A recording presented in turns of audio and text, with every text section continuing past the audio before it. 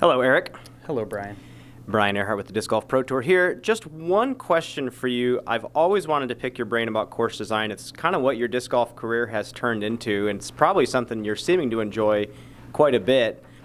You've also watched the game from a professional level evolve so much over the years, alongside of the skill set of these players just continue to expand. For you now designing for the game's best year after year, what is hard? What is a hard, challenging disc golf hole for you now? For me personally, or to design for as the a course player? designer for the Yeah. best players? So that's a great question. I think a lot of it is making sure a hole is difficult but also fair. You know, you can always tighten up OBs and make it really unfair to where it's just suddenly fair for the big arms. But pinching corners with OBs, I mean, that's great and all, but you want to make sure the course is fair, especially out here when I'm designing for a course for a tournament in Kansas where the wind has got potential to be up to 20, 30 mile an hour. You know, you don't want to, you got to bring that factor into play as well, but you also need to have an idea of if it's not windy, you don't want them to just come out and just absolutely shred, which is kind of what we saw on Jones Gold last year. So then my other question for you, for anyone who's watching this press conference who's interested in designing a course in an area that they're trying to grow disc golf in, what does it mean to design a course for new players that's not necessarily just boring? Man, that's like, honestly, new courses with a little more shorter holes, kind of like we have a course right across the street called Hammond Park, the most popular course in town. Those type of courses are the courses that we need more of. These championship level courses, I get emails all the time about somebody wanting a championship level course and they have 19 acres to work with, you know, and you got to kind of change their gears a little bit. But, you know, an average of 280 to 300 foot holes is probably what you're looking for more in a beginner style layout, and making sure it's fair. Tight fairways are great, but you just got to make sure to have lanes. Awesome. Well, the week is here for you. You've been preparing for it all year, so enjoy this week. I appreciate it. Hey, Eric, Hayden with the PDGA. So tell us a little bit about this course design at so Supreme 18 at Jones Park. Yeah, Supreme 18. I think Doug and I actually started talking about this at the end, maybe even Sunday night of the Dynamic Discs Open last year, and how Jones Gold was more of a safari layout instead of me going out there as a blank slate, a blank canvas, and going and being able to do whatever I wanted to do out there and make a true championship level course, as opposed to playing skip a holes or anything along those lines. But I'm super excited to watch these players come out and just battle this course, especially in the elements. Obviously, that brings a whole nother factor in. But it's a big course, but I honestly believe it's fair as well. What skill sets are going to be needed out there? Overstable discs, you know. Design courses around my forehand? No, not really. But skill sets out there, getting up and down obviously is going to be the biggest struggle, and finding yourself. It's not all about throwing as far as you possibly can. It's about getting those landing zones, breaking off, maybe even throwing some fairway drivers on some of these longer par 4s and par 5s to put yourself in position to get up and down for a birdie. What's been the initial feedback so far?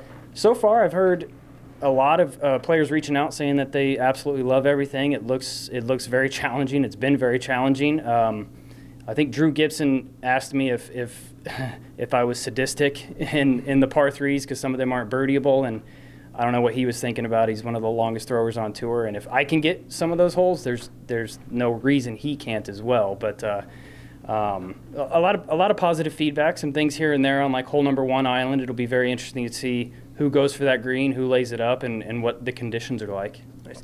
Now, just the generic, the Pro Tour Elite Series comes back to Emporia question. Just year in and year out, what does the excitement do for this town? Oh, it's amazing. It's ridiculous what it does for this town. Everybody, you know, I've lived in Emporia majority of my life, except when I lived in the back of my truck when I was traveling the country. And I've always known that Emporia, Kansas could host these events. You know, they open their doors for us. They have billboards. They paint their own murals on walls with baskets included. You go downtown, any patch of grass, there's a basket planted in the ground. So everybody opens their doors. Marquees are all welcome disc golfers. It's disc golf Disneyland, as we've coined it, for sure. Nice. Now, this is just the first of 2 big events coming to Emporia. We'll all be back in late August for Pro Worlds.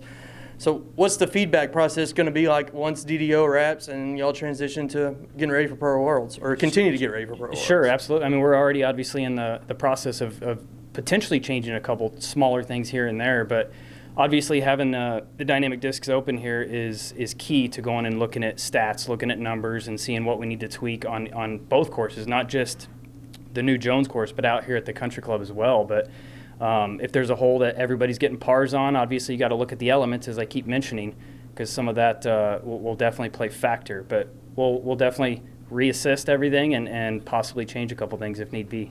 Nice.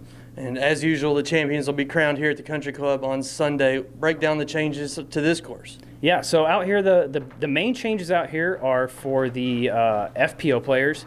We have FPO players playing pretty much every single long tee pad now, as opposed to before where they had their own tee pads.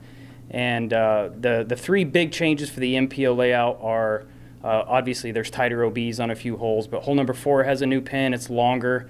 Hole number 10 is a whole new hole through the woods. It kind of plays out after hole 9 where you chip out into the woods. And then hole 14 is a new long pin as well.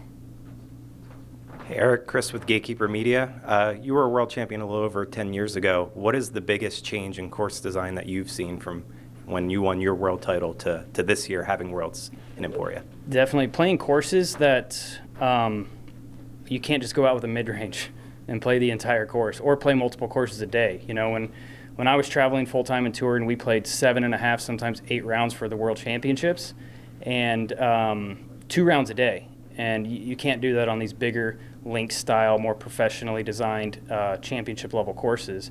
More length, obviously, a lot more OB, and just honestly more difficulty.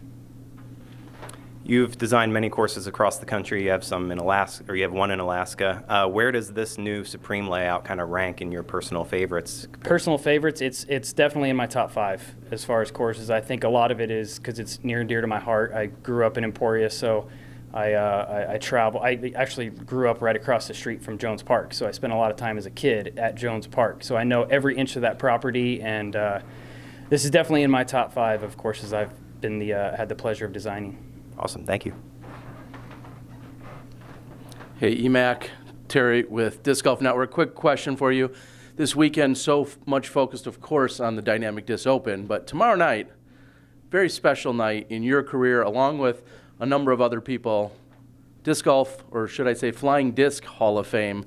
Break it down. What does that mean for you and for everyone else as the first inducted class? Yeah, it's an absolute honor. It's obviously a goal to be inducted into some sort of Hall of Fame. Obviously, the PDGA is the big one that one day I hope to have my name announced for that. But the Kansas Flying Disc Hall of Fame it's the inaugural year, as you mentioned, and being in the first class, first ballot it's an honor. And I know Rich has done a lot of great things with the board and getting things ready to go.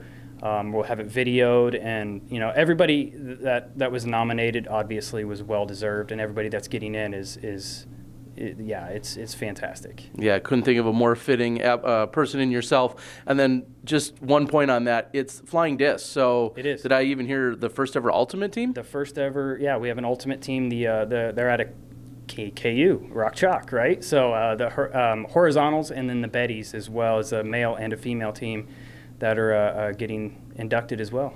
All right. Well, thank you for everything you've done. Congratulations on that incredible honor, and we're looking forward to a great week here at the Dynamic Disc Open. Thanks, Terry. Coming up next, we'll have Doug Bjerkes.